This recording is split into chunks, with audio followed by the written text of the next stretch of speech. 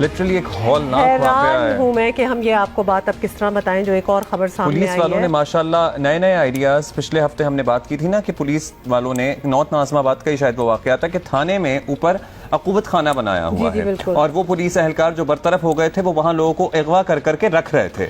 अब एक नई मिसाल कायम की है, पुलिस ने अपनी ड्यूटियां आउटसोर्स करना शुरू कर दी हैं, अपनी प्राइवेट पार्टियां SHO बना रहे हैं और वो लोग पुलिस की ड्यूटी परफॉर्म कर रहे हैं सादा लिबास में। उनके पास पुलिस की मोबाइल भी होती है, उनके पास हथियार भी होते हैं, सादा लिबास में, लेकिन ड्यूटीज वो पुलिस वाली करें क्योंकि पुलिस चिल कर रही है तो आओ हम करेंगे। उन्होंने कह दिया कि आधा आधा कर रहे होंगे शायद जो भी सेटिंग होगी।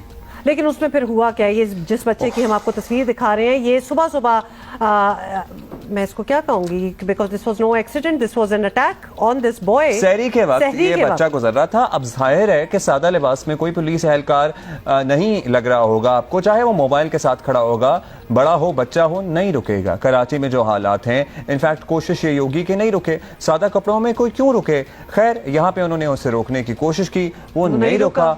उस बच्चे पर इन्होंने फायरिंग कर दी और वो बच्चा जान से तो नहीं गया लेकिन जिंदगी भर के लिए माजूर हो गया, पैरालाइज हो गया। उसकी रीढ़ की हड्डी पे गोलियां लगी हैं जाके। उसके वालिदैन किससे सवाल करें, वो बच्चा क्या करे। मतलब उस 15 साल का बच्चा, कितने एम्बिशंस होते हैं, कितनी बातें सोच रखी होती हैं। हाँ यूनिवर्सिटी जाऊंगा, पढ़ूंगा, लिखूंगा, दोस्त यार, कजन्स, बहन भाई, सब कुछ, सबकी जिंदगी नॉर्मल। इसको जरा सोचें कि एक प्राइवेट पार्टी है, ठीक है, ये पुलिस नहीं है, एक प्राइवेट पार्टी है, आउटसोर्स किया हुआ है काम, वो लोगों को रोक रहे हैं। लोग अब जरा होशियार हो गए हैं, तो पुलिस से ही वैसे डर लगता है, लेट अलोन वो लोग जो पुलिस भी ना लग रहे हो, तो क्यों रोक रहे हैं। नहीं बच्चा रुका, 15 साल का तो ये बच्चा है। वो और उस पे इन्होंने उसको रोकने की कोशिश। और जो ये प्राइवेट पार्टी है उनको नजर नहीं आ रहा है ये बच्चा है, ये जो भाग रहा है, जो हमसे डर के भाग रहा है, ये बच्चा है। अच्छा क्या हुआ था एग्जैक्टली? काशिफ मुश्ताक हमारे साथ हैं। कुछ ये भी इत्तलात हैं कि रुका और एट टाइम्स होता है ना, आप नहीं रुक पाते हैं एंड उस स्पॉट पर आगे जाकर रुकते हैं तो आप वापस आते हैं और पुलिस वाले आपको इशारा कर रहे होते हैं तो आप थोड़ा सा आगे रुक जाते हैं और वापस आते हैं। क्या हुआ काशिफ? फुटेज सामने आई है, व्हाट रियली हैपेंड, क्या हुआ इस वाकये से मुताल्लिक आपके पास क्या तफसील है? अब्दुल्ला देखिए, काफी हद तक आपने इसको डिफाइन किया है, लेकिन तो और हम मजीद अगर बताएं तो ये 2 बच्चे थे और दोनों बच्चे अलग अलग मोटरसाइकिल पे यहाँ से गुजर रहे थे। एक मोबाइल के अंदर 3 से 4 मुबैना तौर पर एहलकार कह सकते हैं कि इनको ये यहाँ मौजूद थे, सादा लिबास ये थे और इन्होंने इनको रोकने की कोशिश की। तो एक जो इसमें बच्चा था वो रुक गया, दूसरा आगे जाने की कोशिश की तो इन्होंने पीछे से उसका फायर कर दिए। उसकी रीढ़ की हड्डी पर एक फायर लगा जिसका आग थे वो अयान के नाम से हुई है। तमाम पुलिस की जानिब से इब्तदाई तौर पर जब हमने आला अफसरान से बात की तो उनकी जानिब से कहा गया कि सहरी का वक्त था, चूंकि अंधेरा था तो ये पुलिस की मोबाइल यहाँ मौजूद थे और इसकी जानिब से फायरिंग की गई और बच्चा इस तरह जख्मी हो गया। और ये पुलिस एहलकार जो है, इसका नाम सफदर है, सफदर को हमने हिरासत में ले लिया और इस पर मुकदमा होगा। 2 दिन कबल का ये वाकया है, 2 दिन बाद इसका मुकदमा दर्ज होता है। मुकदमे में बाकायदा जो है वो पुलिस पार्टी और इस तरह के तमाम तर नाम निकाल दिए जाते हैं और कहा जाता है कि ये प्राइवेट लोग हैं। अगर ये प्राइवेट लोग हैं तो इससे बहुत सारे सवाल जन्म लेते हैं कि ये लोग वहाँ कर क्या रहे थे, ये लोग इनके पास असला कहाँ से आया, इनको ये किसने इख्तियार दिया है कि किसी भी शहरी पर फायरिंग कर सकते हैं। जब हमने इस हवाले से DIG से और SSP से बात करने की कोशिश की तो उनकी जानिब से हमें ये बताया गया कि कुछ देर पहले ही इसी स्पॉट पर जो एक मुकाबला हुआ था, मुकाबले के बाद उसमें जो मुल्जिमान गिरफ्तार हुए थे उनको शनाख्त करने के लिए प्राइवेट जो पुलिस के लोग हैं इनको यहाँ बुलाया था, बुलाकर ये उनकी शनाख्त कर रहे थे और CCTV फुटेज देख रहे थे। लेकिन ये बात बिल्कुल मजाक लगती है कि अगर ऐसा कोई वाकया था तो जो ऐनी शायद बच्चा पुलिस ने यहाँ से गिरफ्तार किया था, जब मेरी उससे बात हुई तो उसकी जानिब से मुझे बताया गया कि उससे पहले इन्होंने एक मोबाइल में बिठा लिया था और इसकी वीडियो भी हमारे पास आई है। उस वीडियो में ये देखा जा सकता है कि 2 मुख्तलिफ थानों की मोबाइलें यहाँ मौजूद हैं, वो बाद में पहुंचती हैं। ये बच्चा वहाँ तड़प रहा होता है, इसको उठाया नहीं जाता है, बाद में इसको उठा के जब अस्पताल मुंतकिल किया जाता है तो उसके बाद पता चलता है कि भाई इसका ऑपरेट होगा।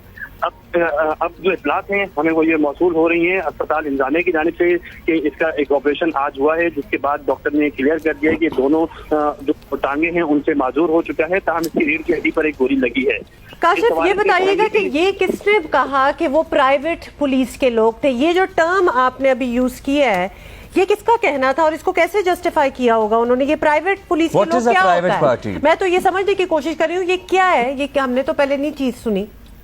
ये कोई ओहदा है? जी जी जी, ये डीआईजी वेस्ट से जब हमारी बात हुई तो उनकी जानिब से हमें ये कोट किया गया कि ये प्राइवेट लोग थे, ये एसएचओ की प्राइवेट पार्टी होती है जिन्हें यहाँ बुलाया गया था। फिर उनसे हमने अगला सवाल किया कि ये सादा लिबास क्यों थे, तो उन्होंने कहा क्योंकि पुलिस वाले नहीं है तो इसलिए करके सादा थे। फिर हमने ये सवाल किया कि इनके पास एक कहाँ से प्यार आए कि असला लेकर साथ नहीं, ये कोई नॉर्मल, क्योंकि आप इतने अरसे से क्राइम रिपोर्टिंग की प्राइवेट पार्टी क्या होता है, आप इतने अरसे से क्राइम कवर कर रहे हैं, आप जरा हमें समझा दें कि ये एसएचओ की प्राइवेट पार्टी होना क्या होता है? नॉर्मल बात है, तमाम एसएचओ पता क्या उसके घर वाले थे बीच में, उसके दोस्त थे, मोहल्लेदार थे, क्या कौन है ये लोग?